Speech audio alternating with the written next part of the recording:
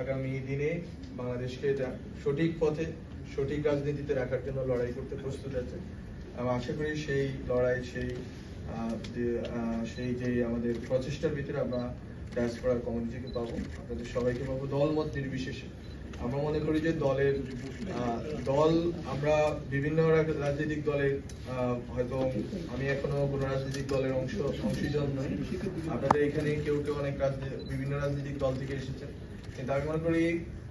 diaspora কমিউনিটির ক্ষেত্রে যেটা বিভিন্ন ডায়াসপোরা আমাদের প্রতিবেশী দেশের ডায়াসপোরা যদি উল্লেখ করি, তারা যেভাবে তাদের দেশকে প্রাধান্য দেন তাদের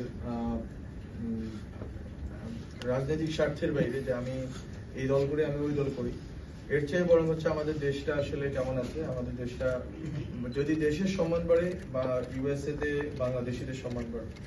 আর ইউএসএ বাংলাদেশিদের যদি স্থায়িত্ব এবং বাংলাদেশিদের যদি